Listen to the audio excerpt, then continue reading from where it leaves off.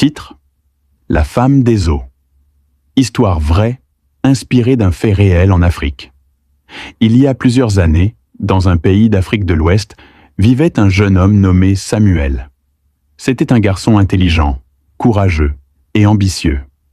Après avoir obtenu une bourse d'études, il partit pour l'Afrique du Sud afin de poursuivre ses rêves et aider sa famille à sortir de la pauvreté. La vie à Johannesburg n'était pas facile, mais Samuel était déterminé. Un jour, alors qu'il se promenait au centre-ville, il rencontra une jeune femme d'une beauté envoûtante.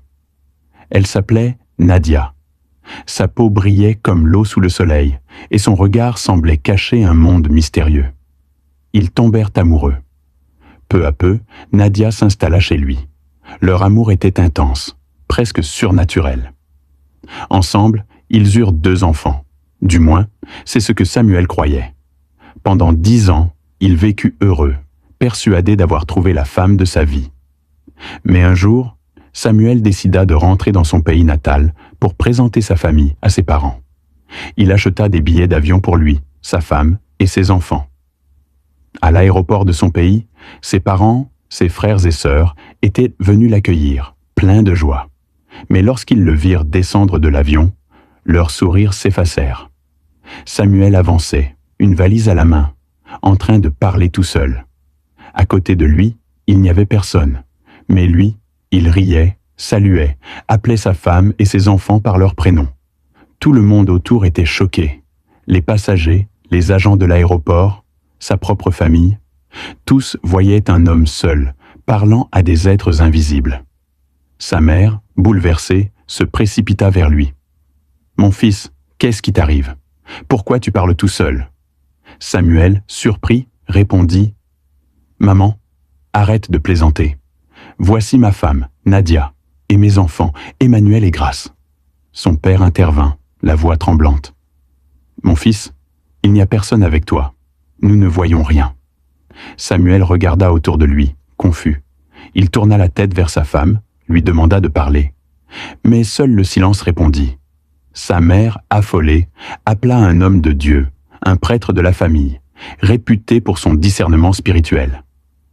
L'homme arriva rapidement à l'aéroport. Après avoir observé Samuel, il posa sa main sur son épaule et murmura une prière. Soudain, il prit la parole d'une voix grave. « Mon fils, la femme que tu as épousée n'est pas humaine, c'est un esprit des eaux. Ce sont des êtres séduisants, puissants et trompeurs. Toi seul pouvais la voir. » Samuel tomba à genoux, en larmes. Il cria « Non, ce n'est pas possible. Je l'ai vue, je l'ai touchée, j'ai vécu avec elle pendant 10 ans. » Mais le prêtre insista « Elle t'a lié dans son monde.